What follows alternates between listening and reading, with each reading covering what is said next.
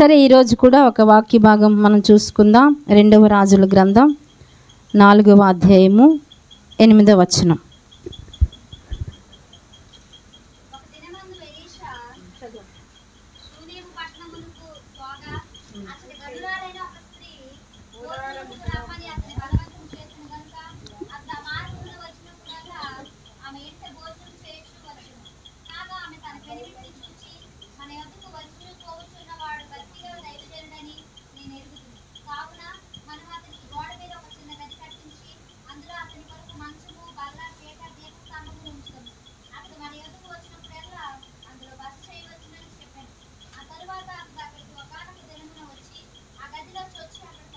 చాలు, దేవునికి స్తోత్రం.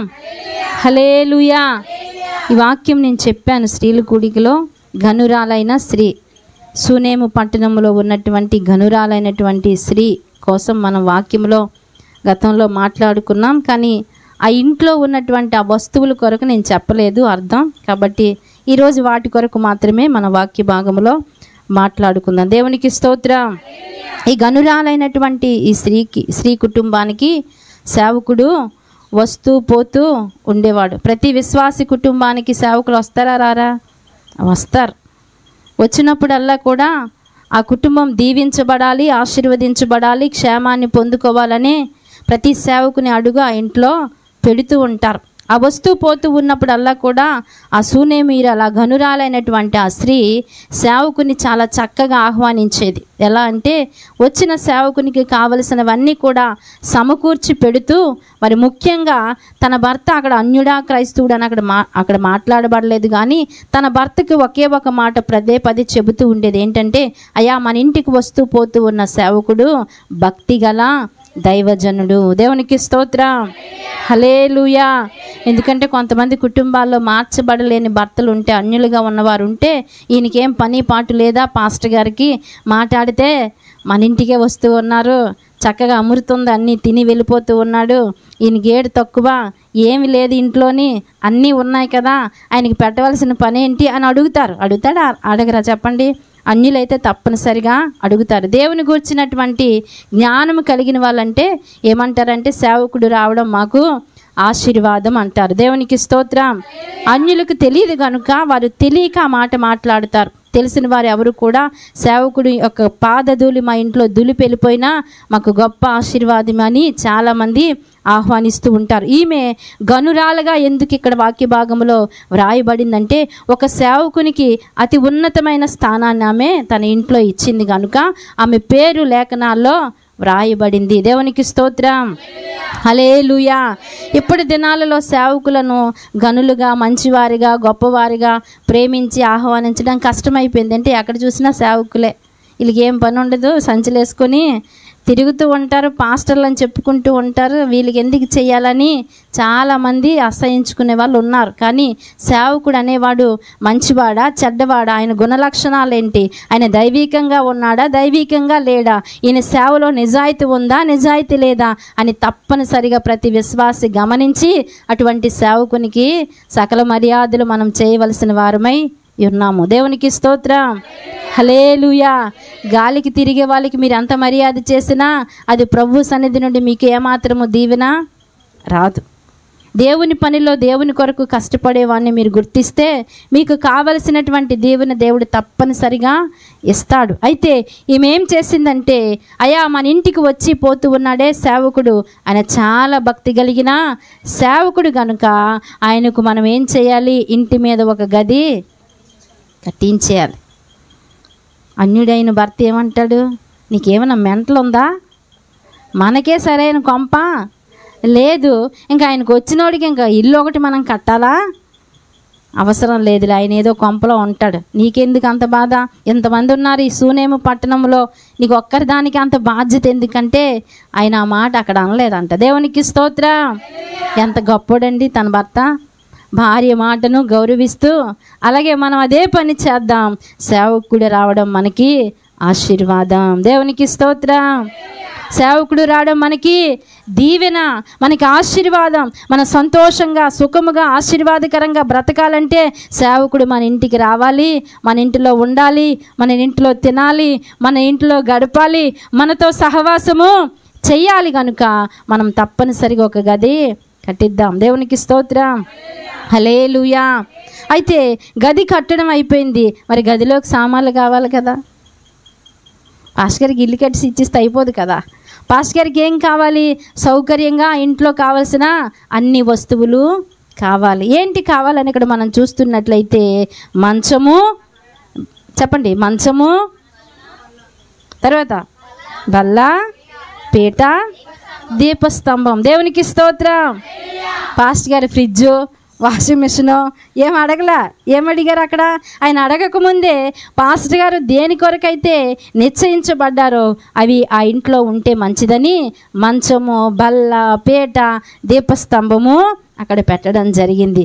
మంచం ఎందుకు? దేవునికి స్తోత్రం. మంచము పడుకోవడానికి, విశ్రాంతికి అవసరం. ఇప్పుడు మనం చెరువు పని నుండి వచ్చాం, మిమ్మల్ని ఈరోజు వదిలిస్తే ఏం చేస్తారు? ఇంటి దగ్గర బెడ్ మీద చక్కగా హ్యాపీగా పడుకుంటారు. దేవునికి స్తోత్రం, హల్లెలూయా. చూడండి, మంచము కుటుంబాల్లో విశ్రాంతికి అవసరం. దేనికి అవసరం? విశ్రాంతి తీసుకోవడానికి మంచం అవసరం. చాలామంది కుటుంబాల్లో అన్నీ ఉంటాయి కానీ విశ్రాంతి మనసుకు ఉండదు. ఉంటుందా? అన్నీ ఉంటాయి, తినడానికి ఉంటుంది, పడుకోవడానికి ఉంటుంది, సమస్త అవసరతలు దేవుడు అన్నీ ఇస్తాడు కానీ ప్రశాంతంగా పడుకునే అవకాశము ఉండదు. ఎందుకు ఉండదు? అన్నీ ఇచ్చిన దేవుడు విశ్రాంతి ఎందుకు ఇవ్వలేదంటే, దేవుడిని ఆహ్వానించావు, గది కట్టావు, గదిలో అన్ని ఏర్పాట్లు దేవుని కొరకు చేసావు కానీ గదిలో యేసుప్రభుని వదిలేసి నువ్వెక్కడున్నావు? వీధిలో ఉంటూ ఉన్నావు. నీకు విశ్రాంతి ఎక్కడ ఉంటుంది? జీవితంలో విశ్రాంతి దొరకడం చాలా కష్టము. దేవునికి స్తోత్రం, హల్లెలూయా. చాలామంది అనుకుంటావు, ప్రభువా నీకు ఇవ్వవలసిన స్థానం ప్రతి రూములో కూడా నేను నీకు ఇచ్చానయ్యా. ఈ గదిలో నీవు ఉన్నావు, ఆ గదిలో నీవు ఉన్నావు, ఈ గదిలో ఉన్నావు, కానీ నీ ఇక్కడ ఏ గదిలో కూడా నేను ఉండడం లేదు, బయట ఉంటున్నాను. మరి యేసుప్రభు ఇంట్లో ఏం చేస్తాడు? ప్రభువుకి గది కట్టిస్తూ ఉన్నావు కానీ గదిలో ఇవ్వవలసినవన్నీ ఇచ్చేస్తూ ఉన్నావు కానీ ప్రభువుకి ఇవ్వవలసినటువంటి సకల మర్యాదలు మనం చేయలేకపోవడాన్ని బట్టే మనకి విశ్రాంతి దొరకడం లేదు. దేవునికి స్తోత్రం, హల్లెలూయా.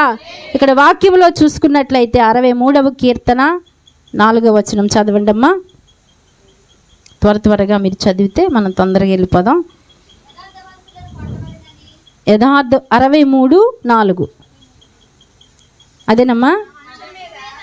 నా మంచం మీద నిన్ను జ్ఞాపకం చేసుకుని రాత్రి జాములు యందు నిన్ను ధ్యానించుచున్నప్పుడు క్రొవ్వు మెదడు నాకు దొరికినట్లుగా నా ప్రాణము తృప్తి పొందుచున్నది. దేవునికి స్తోత్రం, హల్లెలూయా. ఒక ప్రశ్న, మనలో ఎంతమందికి ప్రశాంతంగా నిద్రపడుతూ ఉంది?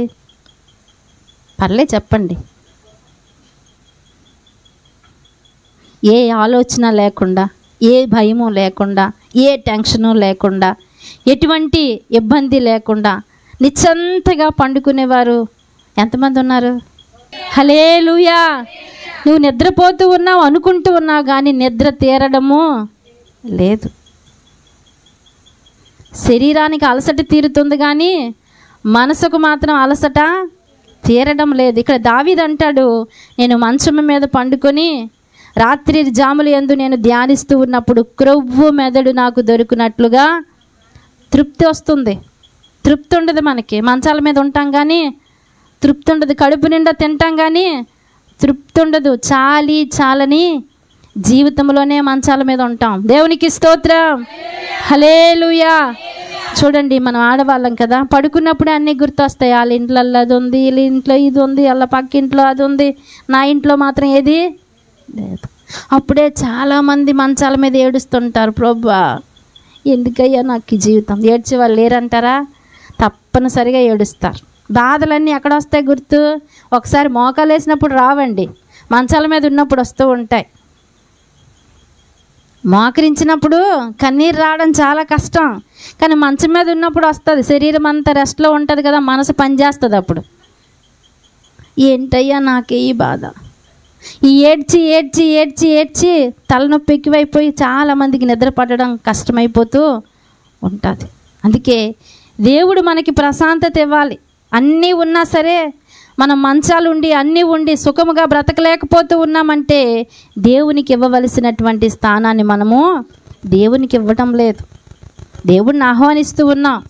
చూడండి, మనం దేవుని దగ్గర ఏం ప్రార్థన చేస్తాం? అయ్యా మీరు రండి నాయనా, లేకపోతే నేను ఒక అడుగు ముందుకి ఎలా వేయగలను అంటాం. చక్కగా నడుచుకుని వెళ్ళిపోతావు నీ మార్గాల్లో నీవు, కానీ మాటలు మాత్రం దేవుని దగ్గర అలా వల్లిస్తూ ఉంటాం. దేవునికి స్తోత్రం, హల్లెలూయా. అన్నీ ఉన్నా విశ్రాంతి లేని, సమాధానం లేని, సఖ్యత లేని కుటుంబాలు కలిగి మనము చాలాసార్లు ఉంటూ ఉంటాం. బాధలు లేని వారు ఎవరు ఈ లోకంలో లేరు. కానీ బాధలు తీర్చే దేవుడిని మన కుటుంబాల్లో పెట్టుకుంటే బాధ నీకు బాధగా అనిపించదు. యేసు ప్రభుని చాలాసార్లు చూడండి, ఇక్కడ ఈమె సూనేమీరాలు ఘనురాలైన ఈమె ఆ యొక్క సేవకుని పిలిచి ఇంట్లో ఉండడానికి ఆమె ఒక గొప్ప స్థానం ఎందుకు ఇస్తూ ఉందంటే తన కుటుంబంలో కూడా లోటు ఉంది. దేవునికి స్తోత్రం, హల్లెలూయా. ఆ లోటు ఏంటంటే ఆమె కుటుంబంలో అన్నీ ఉన్నాయి కానీ పిల్లలు లేరు. మానసికంగా ఆమెకి ఎంత బాధ ఉంటుందో చెప్పండి. నిద్ర పట్టని పరిస్థితి. భర్త మంచోడే, అన్నీ ఉన్నాయి కానీ సంతోషం లేదు.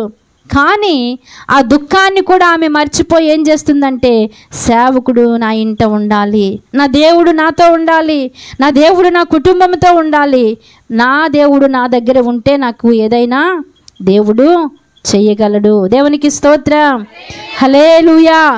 రెండవదిగా చూస్తున్నట్లయితే ఈమె జీవితంలో నెమ్మది లేకపోయినా సరే, ఈమె జీవితంలో విశ్రాంతి లేకపోయినా సరే, ఈమె జీవితంలో బాధ ఎక్కువైపోతున్నా సరే ఈమె ఎవరికి ఇచ్చింది స్థానం? దేవునికి ఇస్తూ వచ్చింది. దేవునికి స్తోత్రం, హల్లెలూయా. కుటుంబాల్లో చూడండి, ఒకరి మాట ఒకరికి పొందుగా ఉండదు. పిల్లలు తల్లిదండ్రుల మాట వినరు, భర్త భార్య మాట వినదు, భార్య భర్త మాట, ఎవరికి ఎవరు యమునా తీరులా ఉంటారు. ఇలా ఉన్నప్పుడు నిజంగా ఇంట్లో అన్నీ వండుకుంటారు, కానీ ఒక్కొక్కసారి ఆ సమాధానం లేకపోవడాన్ని బట్టి ఏం చేస్తారు? వండింది వండినట్టే ఉండిపోద్ది, తినడానికి కూడా మనసు రాదంట. ఇలాగే ఒక అర్ధరాత్రి 12 ఒక కుర్రాడు రోడ్డు మీద వెళ్ళిపోతూ ఒక పోలీసోడు చేతికి చిక్కిన తర్వాత ఆ పోలీసోడు అడుగుతూ ఉన్నాడంట, బాబు నీ ఇల్లు ఎక్కడంటే, పదండి సార్ చూపిస్తాను మా ఇల్లు అని తీసుకువెళ్తూ ఉంటూ, ఎక్కడరా చెప్పురా బాబు, ఎంతవరకు నడిపిస్తావంటే, నా ఇల్లు ఒక నరకం అండి అన్నాడు. ఏమన్నాడు? నా ఇల్లు ఒక నరకం. మీ అమ్మ మీ నాన్న ఏర్రంటే, మా అమ్మ ఒక దెయ్యం అండి, మా నాన్న ఒక భూతం అండి అన్నాడు. తల్లిదండ్రులు సరిగా లేకపోవడాన్ని బట్టి బిడ్డల మనసుల్లో ఎలాంటి మనసు వచ్చిందంటే, తండ్రి తల్లి దెయ్యాలుగా భూతాలుగా కనిపిస్తూ ఉన్నారు. మన పిల్లలు చక్కగా ఉండాలంటే భార్య భర్తలుగా మన కుటుంబాల్లో మనము సరి అయిన విధానంలో ఉండాలి. అలా ఉండకపోతే ఏమంటారు వాళ్ళు? నువ్వెప్పుడు సత్తావే అంటారు తల్లిని, ఒరే నువ్వు ఎప్పుడు పోతావరా అంటారు తండ్రిని. ఎందుకు? మనం సరిగా లేకపోతే వాళ్ళు నేర్చుకునే విధానం సరిగా ఉండదు. దేవునికి స్తోత్రం. ఇల్లు నరకంగా మార్చబడి పిల్లోడు అర్ధరాత్రప్పుడు బయటికి వెళ్ళాడంటే, నీ ఇల్లు అంత గందరగోళంగా ఉంటే వాడు వెళ్తాడు బయటికి? సరైనటువంటి తల్లిదండ్రుల యొక్క ప్రేమ బిడ్డలకు దొరకకపోతే వాళ్ళు వీధిలో పడి తిరుగుతూ ఉంటారు, చెడు గుంపులో ఉంటారు, దుష్టుల దగ్గర ఉంటారు, పాపుల దగ్గర ఉంటారు. వాళ్ళ సహవాస విధానము మారిపోతూ ఉంటుంది. ఎందుకు అంటే నీ కుటుంబం ఒక నరకంగా ఉండడాన్ని బట్టి. దేవునికి స్తోత్రం, హల్లెలూయా. చిన్న కుటుంబాల్లోనైనా పెద్ద కుటుంబాల్లోనైనా మన కుటుంబాల్లో కుటుంబ ప్రార్థనలు ఉంటే ఆ కుటుంబంలో సమాధానము తప్పనిసరిగా ఉంటుంది. ఏ ప్రార్థన ఉండాలి? కుటుంబ ప్రార్థన ఉండాలి. చూడండి, చిన్న పిల్లలు యూట్యూబ్లో చూడండి, చిన్న పిల్లలు వాక్యాలు చెబుతూ ఉన్నారు. చిన్న పిల్లలు చిన్న కంఠత వాక్యాలు పాటలు పాడుతూ ఉన్నారు. ఇప్పటికొచ్చి కొన్నిసార్లు మన పిల్లలకి ఎక్కడ ఏ వాక్యం ఉందో, అమ్మా ప్రతిరోజు అడుగుతా, అమ్మా మీరు ప్రతిరోజు వాక్యం చదువుతూ ఉన్నారా అంటే పిల్లలే. తల్లులు లేకపోయినా పిల్లలు చేస్తారు. ఇప్పుడు పిల్లలు మన క్రైస్తవులకి ఏమైపోయిందంటే, మా అమ్మ చేస్తుందిలే, మా నాన్న చేస్తుందిలే, నేను ఎందుకులే. ఎవరు చేస్తారు? వాళ్ళు తింటాండ్రలే, నేను ఎందుకు తినాలి అనడం లేదు. వాళ్ళకన్నా ముందే వీళ్ళు ప్లేట్లు పట్టుకుంటారు ఆకలికి. కానీ ఎవరి భవిష్యత్తు వారి చేతిలోనే ఉంటుంది. ఎవరి రక్షణ వారిదే, ఎవరి ఆత్మీయ ఎదుగుదల వారిదే. కానీ మనం నేర్పించాలి. కాబట్టి కుటుంబాల్లో తల్లిదండ్రులుగా మీరు ఏం చేయాలంటే, తల్లులుగా మీ బిడ్డలకు ప్రార్థన అలవాటు నేర్పాలి, వాక్యాన్ని చదివే అలవాటు నేర్పాలి, బయటికి వెళ్ళినప్పుడు ప్రార్థించే అలవాటు నేర్పించాలి, తినేటప్పుడు ప్రార్థించే అలవాటు నేర్పించాలి. దేవునికి స్తోత్రం, హల్లెలూయా. తిన్నప్పుడు త్వరగా తినేస్తారు ఆకలికి తట్టుకోలేక. ప్రార్థన మరిచేయరు కొన్నిసార్లు. అందుకే రోగాలు మనకి. తినేటప్పుడు ఆహారం దగ్గర ప్రార్థన తప్పనిసరిగా చేయాలి. ఎందుకంటే అయ్యా నా దేహానికి ఆహారం సరిగా పని చేయాలి, మంచి ఆరోగ్యం రావాలి, జీర్ణం అవ్వాలి. ఇవన్నీ నువ్వు ప్రార్థించేసుకొని తింటే నీ ఆరోగ్యం చక్కగా వృద్ధి పొందుతుంది. అలా కాదు, మనకి దొరకడమే తడువు పటాపట. దేవునికి స్తోత్రం, హల్లెలూయా. ప్రభా, ఎంత చక్కటి జీవితాన్ని నాకు ఇచ్చావని దేవుని దగ్గర ప్రతి క్షణము మనము కృతజ్ఞత చెల్లించాలి. ఈ స్థితి లేని వారు చాలామంది ఉన్నారయ్యా. నాకు అన్నీ ఇచ్చావు తండ్రి, నా తల్లిదండ్రుల పరిస్థితి బాగోలేకపోయినా నన్ను మీరు ఎంతగానో నడిపిస్తూ ఉన్నారని కొన్నిసార్లు పిల్లలు దేవునికి స్తోత్రాలు చెప్పాలి. దేవునికి స్తోత్రం. రెండవదిగా మనం ఇక్కడ చూస్తున్నట్లయితే బల్ల. ఏంటి బల్ల? బల్ల దేనికి గుర్తు? డైనింగ్ టేబుల్ దేనికి వాడతారు? బల్ల దేనికి వాడతారు? భోజనానికి. సహవాసం కావాలి. ఎక్కడ మనకి సహవాసం చూడండి, ఎక్కడ పిల్లలు దొరకరు, కానీ పల్లెల దగ్గర మాత్రం తినే దగ్గర వాడు దొరుకుతాడు. వాడికి ఏది చెప్పాలన్నా వీడి తరువాత దొరకడని అప్పుడే తిడుతూ ఉంటారు. అప్పుడే జ్ఞానము, బుద్ధి, తెలివి ఆ ప్లేట్ ముందెట్టే చెబుతూ ఉంటాం. చెప్పొద్దని నేను అన్న, చెప్పాలి. కానీ సహవాసము కొన్ని కుటుంబాల్లో సరిగా ఉండదు. ఒకడు 7కి తింటే, ఒకడు 8కి తింటే, ఒకడు 9కి తింటే, ఒకడు 10కి తింటే, ఒకడు 11కి తింటాడు. అది సహవాసం అంటారా? సహవాసము కాదు. దేవునికి స్తోత్రం. కుటుంబంగా ఐక్యతతో సమాధానముతో ఒకే దగ్గర అందరూ కూర్చొని తిని దేవుని మహిమపరిచేవారిగా ఉండాలంట. దేవునికి స్తోత్రం. చూడండి, కీర్తన భాగంలోనే 128:3 అంటాడు, నీ భోజనపు బల్ల చుట్టూ నీ పిల్లలు ఒలీవ మొక్కల వలె ఉన్నారు. దేవునికి స్తోత్రం, హల్లెలూయా. దేవుని సహవాసములో మనం ఏం చేయాలంటే చక్కని ఒలీవ చెట్లు వలె ఉండాలి. మన సహవాసం ఎవరితో ఉండాలి? దేవునితో ఉండాలి. బల్ల దగ్గర ఉండాలి. మనము తీసుకునే రొట్టె ద్రాక్షారసం దగ్గర మన సహవాసము ఉంటూ ఉండాలి. దేవునికి స్తోత్రం, హల్లెలూయా. చూడండి, చుట్టారికాలకి వెళ్ళాలంటే అక్క వెళ్తాము, 10 మంది కలిసి వెళ్తూ ఉన్నాం, ఆటో పెట్టుకున్నాం. అక్క నువ్వు రా అక్క, అక్క నువ్వు రా అక్క, అక్క నువ్వు రా అక్క, నీకు ఛార్జీ లేకపోతే నేను. ఎంత చక్కటి సహవాసం చేస్తామో. అలాంటప్పుడు దేవుని మందిరానికి రాలేదనుకోండి ఎవరైనా మన సంఘములో, మనం ఏం చేయాలి? అడుగుతూ ఉన్నాను, ఒక మాట చెప్పండి. ఇప్పటి వరకు మందిరానికి దూరం అయిపోయిన వాళ్ళకి ఎప్పుడైనా మీరు ఫోన్ చేసి అక్క ఏమక్క చర్చికి రావడం మానేసావని అడిగారా? ఒక్కరైనా ఎప్పుడైనా మీరు బాధ్యత తీసుకున్నారా? నాకు అడగాలి, ఫోన్ నెంబర్ లేకపోతే. సంఘానికి ఎంతమంది దూరం అయిపోయారో వాళ్ళ దగ్గరికి ఒక 10 మంది ఇంకా మేము వెళ్ళి ఎందుకు సంఘానికి దూరం అయిపోయారో మేము అడుగుతాము. ఎందుకు బలలో పాల్గొనటం లేదో మేము అడుగుతాం. ఎందుకు సహవాసానికి రావటం లేదో మేము బాధ్యత తీసుకుంటామని ఒక్కలైనా అన్నారా ఇప్పటికొచ్చి?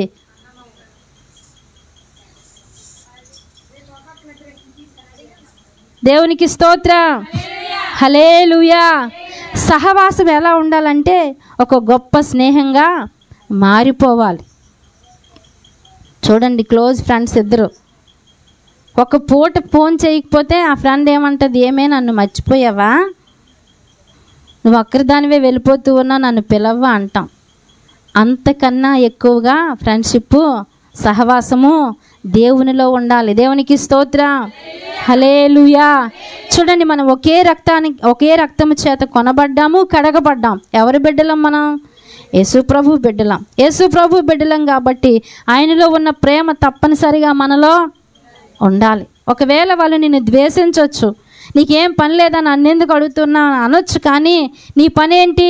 దేవుడు నాకు ఇచ్చినటువంటి ప్రేమతో నిన్ను నేను అడుగుతూ ఉన్నాను. దేవునికి స్తోత్రం.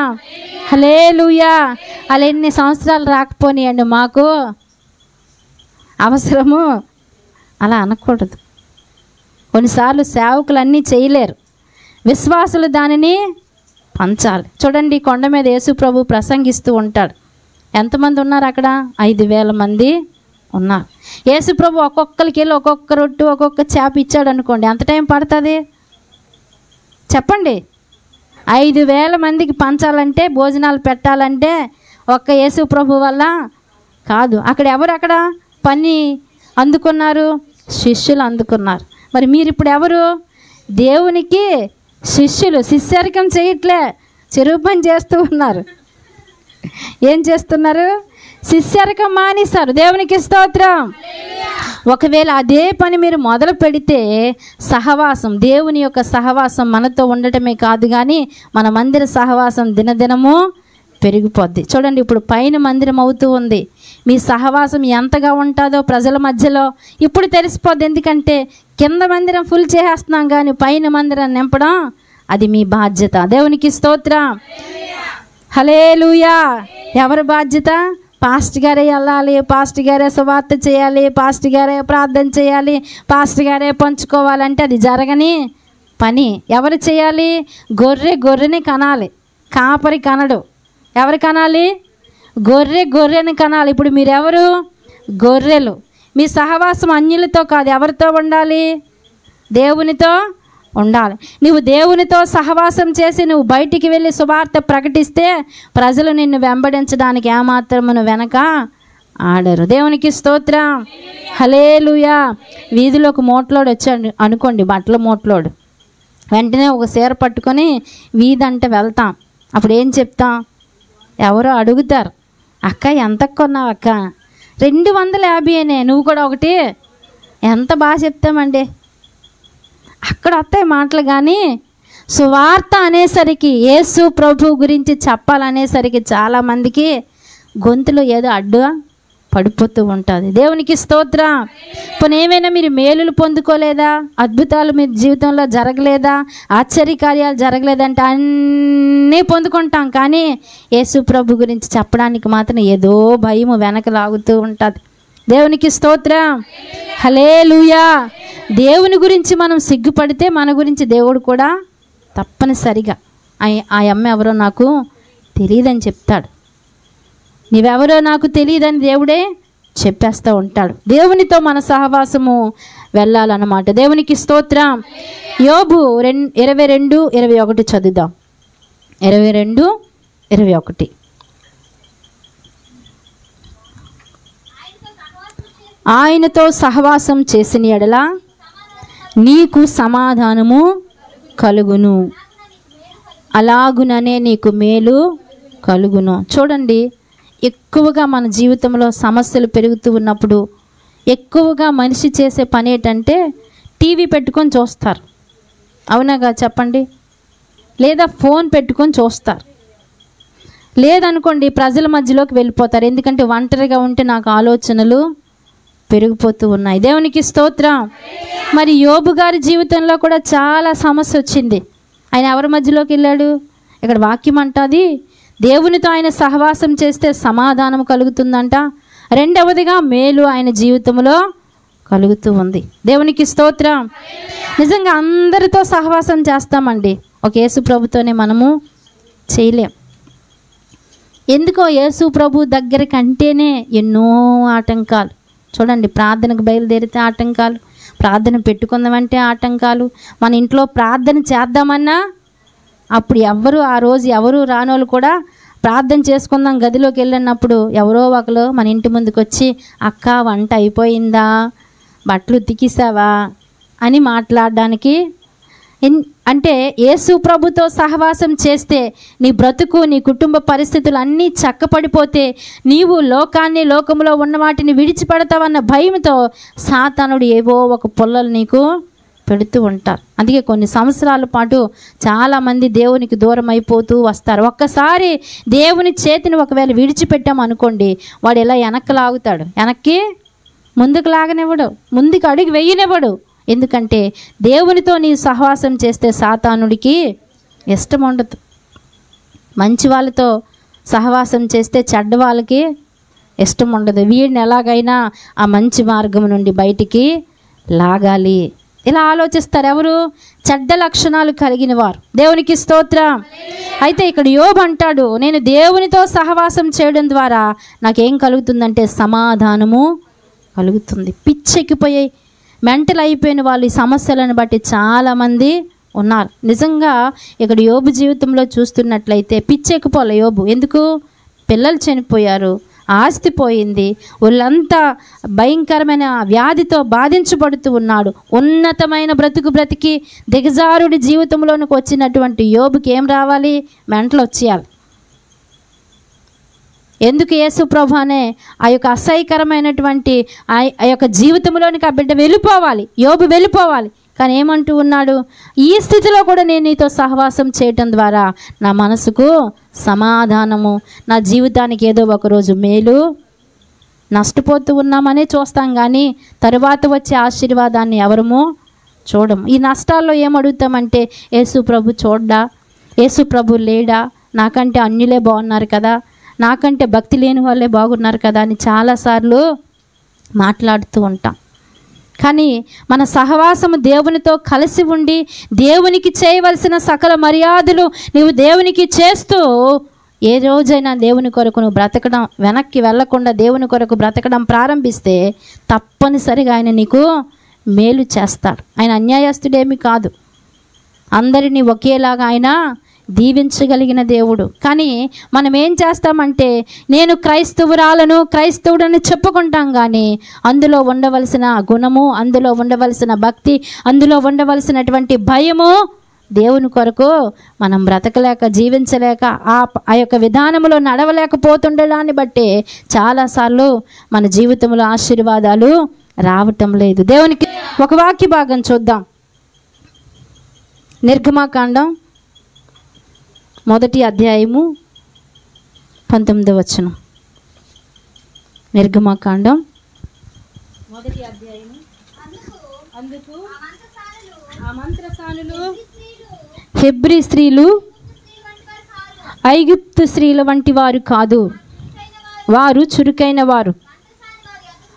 మంత్రసానులు వారి వద్దకు వెళ్ళక ముందే వారు ప్రసవించి ఇందురని ఫరోతో చెప్పిరి. దేవుడు ఆ మంత్రసానులకు మేలు చేసిన. కాస్త ముందుకు చదువమ్మా, 18 చదువు, చదవండి.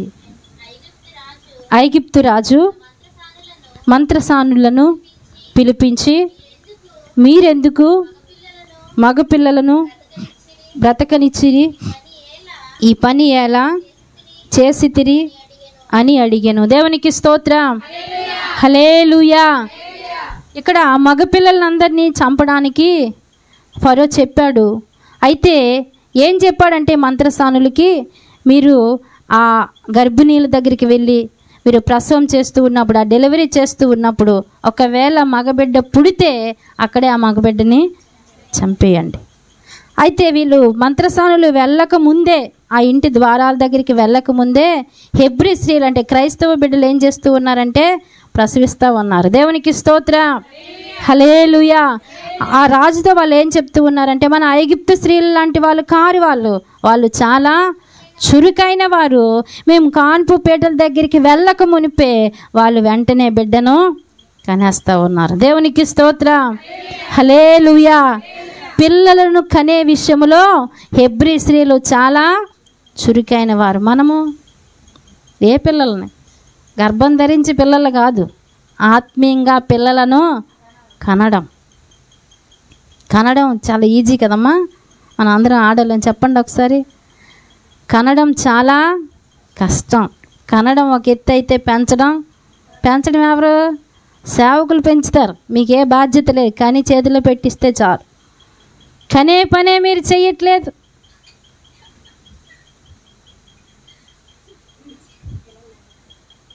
యేసు ప్రభు గర్భాలు తెరలేదంటారు. యేసు ప్రభు గర్భం తెరిచినా, మీకు వాక్యాన్ని లోపల పెట్టినా, సువార్త చేసే విధానం లోపల పెట్టినా, పని చేయడానికి మనము ఐగుప్తు స్త్రీలాగా బద్ధకస్తులం అయిపోతూ ఉన్నాం. హెబ్రీ స్త్రీల వల్ల చురుకుగా ఉంటే నీ పని దేవుడు నీకేమి ఇచ్చాడో అది చేయడానికి చాలా పరిగెలెత్తేదానివే. దేవునికి స్తోత్రం. హల్లెలూయా, హల్లెలూయా. దేవుని గురించి చెప్పే విషయంలో, ప్రజలను దేవుని దగ్గరకు నడిపించే విషయంలో మనం చురుకుగా ఉండాలి. ఎలా ఉండాలి? చురుకుగా ఉండుట గొప్ప భాగ్యం. ఆ భాగ్యం ఎలాగొస్తుంది? ఇంట్లో చురుగ్గా తిరిగింది అనుకోండి, పిల్లలు కానీ పెద్దోళ్ళు కానీ ఏమంటారు? నా కూతురు చాలా చురుకండి, నా కోడలు చాలా చురుకండి, మా భార్య బాగా చురుకైన వ్యక్తి అండి, అన్ని పనులు ఒకరితే గరిటి తిప్పి చక్కబెట్టేద్దండి అంటే అంత గొప్ప పేరు నీకు వస్తుంది.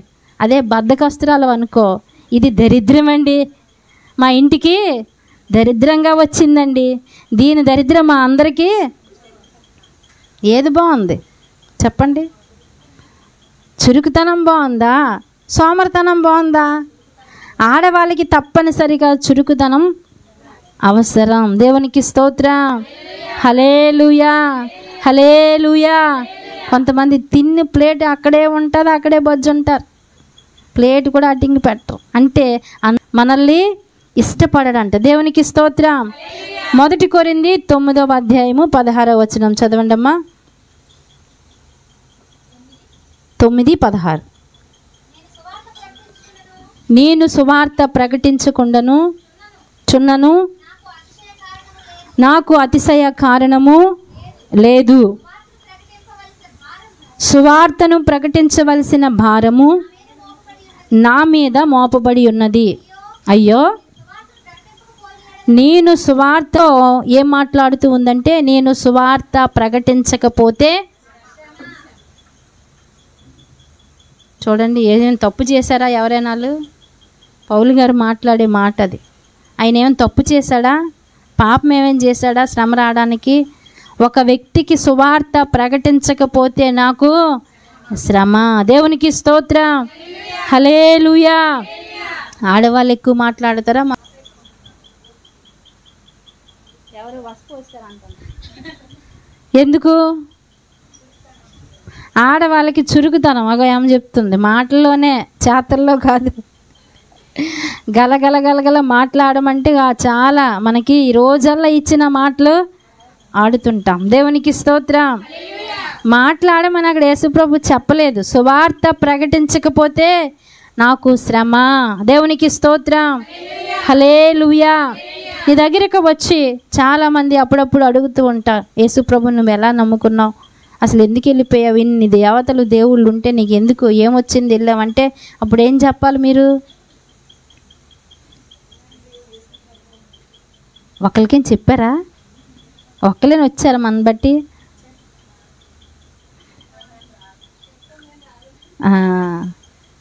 చెప్పారు కానీ ప్రార్థన చేయలేదు వాళ్ళ కొరకు. మీరు అయ్యా ఈరోజు నేను ఒక వ్యక్తికి సువార్త చేశానయ్యా, ఈరోజు కాకపోతే ఏదో ఒక రోజు ఆమెను నడిపించండి, అతన్ను నడిపించండి.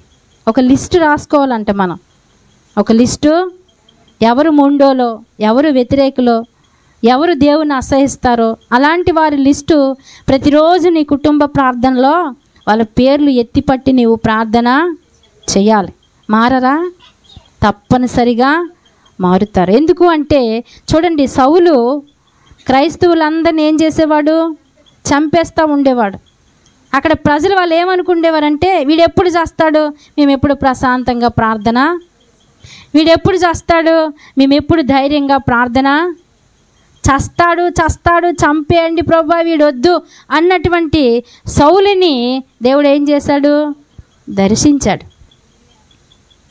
ఆ మూర్ఖుడు, అసలు యేసు ప్రభు పేరెత్తితే నచ్చినటువంటి వ్యక్తి, యేసు ప్రభు యొక్క మాట మెల్లలైన మాట, చక్కటి మాట, సౌలా సౌలా నన్ను ఏల హింసిస్తూ ఉన్నావన్న మాటకు ఆయన ఒళ్ళంతా వీడిపోయిందంట.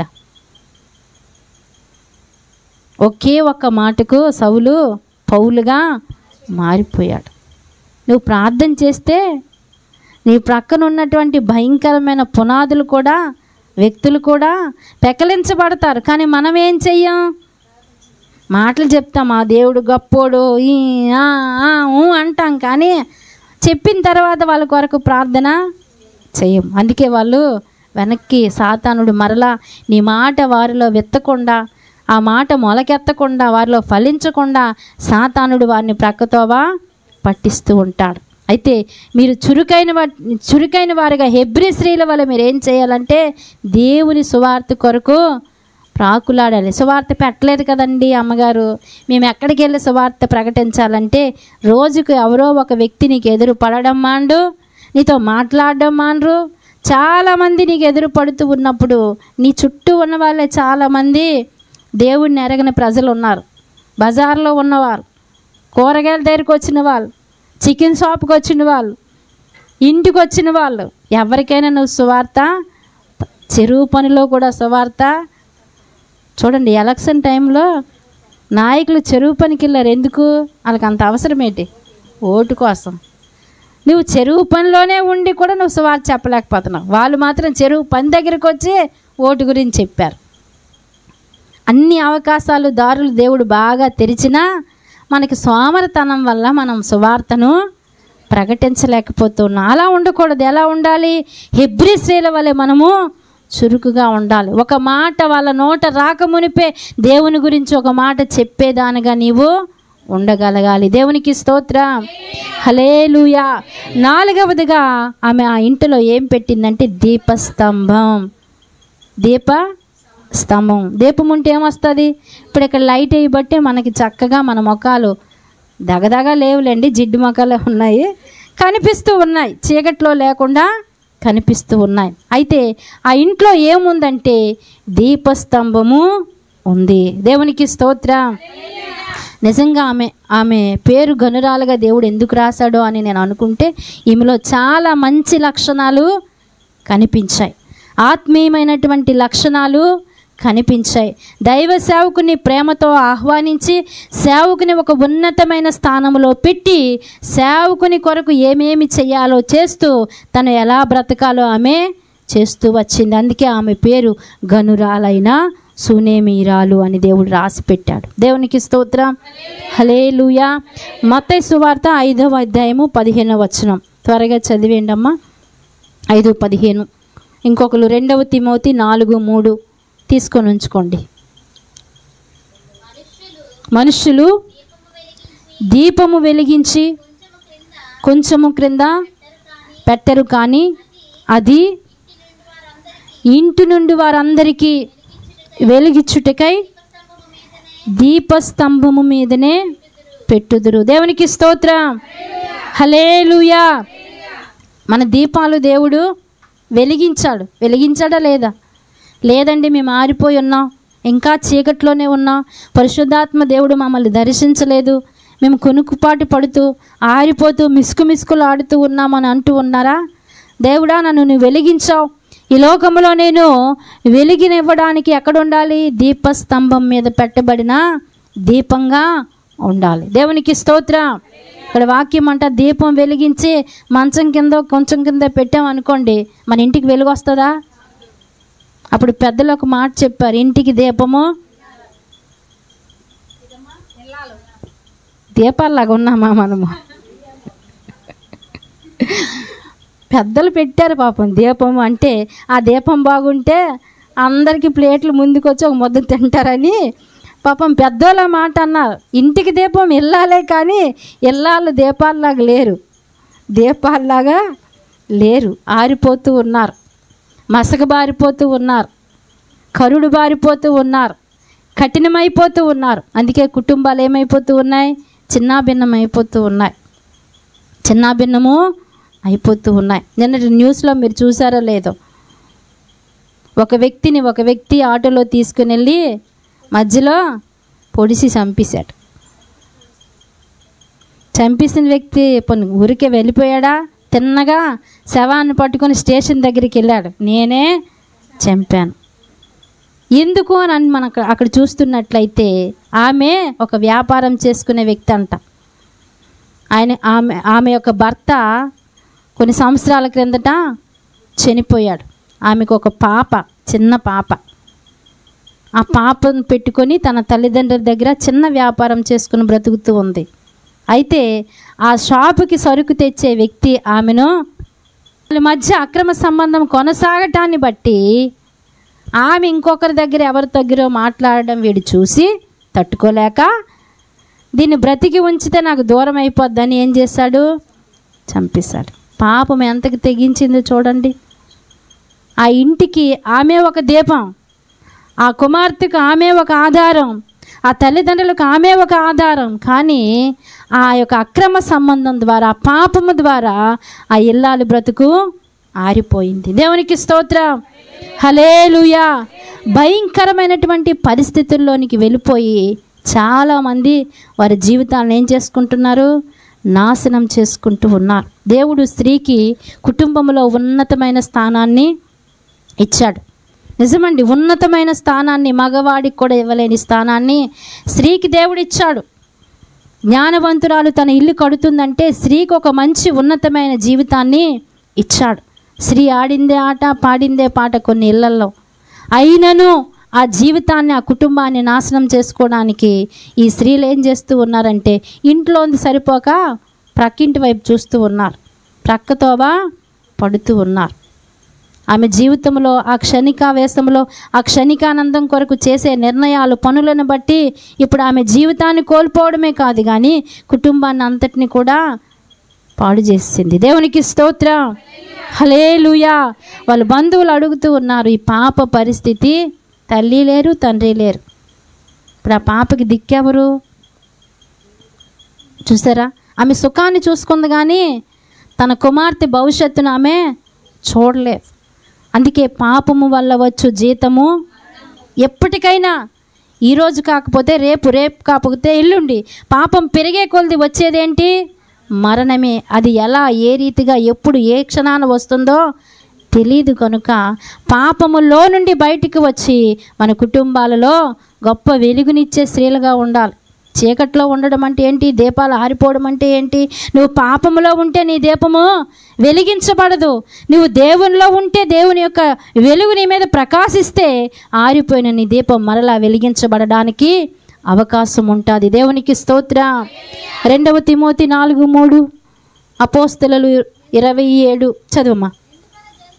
ఎందుకనగా జనులు హితబోధను సహింపక దురద చెవులు గలవారై తమ స్వకీయ దురాశలకు అనుకూలమైన బోధకులను తమ కొరకు పోగు చేసుకుని సత్యమునకు చెవినియక కల్పనా కథల వైపు తిరుగు కాలము వచ్చును. దేవునికి స్తోత్రం. మొన్న పాస్టర్ గారు భోగాపురం మీటింగ్కి వెళ్ళారు. ఎక్కడికి వెళ్ళారు? మీటింగ్. పాస్టర్ గారు భోగాపురం మీటింగ్కి వెళ్తే ఆ పాస్టర్ గారు చెప్పారంట, కరెక్ట్గా 6:30కి సంఘము లోపలికి వచ్చేయాలంట. ఎక్కడికి? మీటింగ్, సాయంత్రం మీటింగ్లేండి, పగలు కాదు. 6:30, 7 దాటితే గేట్ తాళాలు వేసేస్తారంట. ఎంతమంది వచ్చినా గేట్లో నుంచి మరి రావడానికి లేదు, వెనక్కి వెళ్ళిపోవడమే. రెండవదిగా సంఘంలో ఎవరు కిక్కుమని సౌండ్ వచ్చినా వాళ్ళని నిలబెట్టి తిడతారంట. మూడవది, ప్రతి బల్లకు ముందు రోజు శనివారం ఒకరి పాదాలు ఒకరు కడుక్కుంటారు. కడుక్కొని ఒకరిని ఒకరు ప్రేమతో, ఎక్కువ వాళ్ళైనా తక్కువ వాళ్ళైనా అక్కడ అవన్నీ అదంతా అనవసరం, ఒకరి పాదాలు ఒకరు కడగవలసిందే బల్లకు ముందు రోజు శనివారం. దేవునికి స్తోత్రం.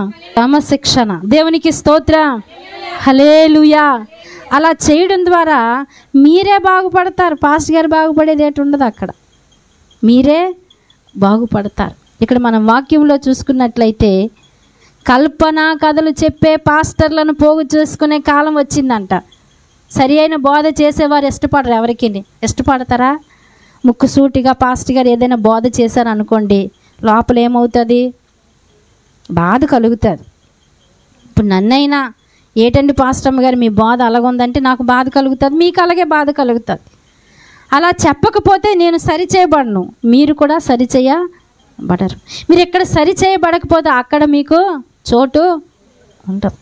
సరిచేయబడ్డమైనా తప్పుదిద్దుకోవడమైనా భూమి మీద ఉన్నంత వరకే, పరలోకంలో మనకు అవకాశాలు లేనే లేవు.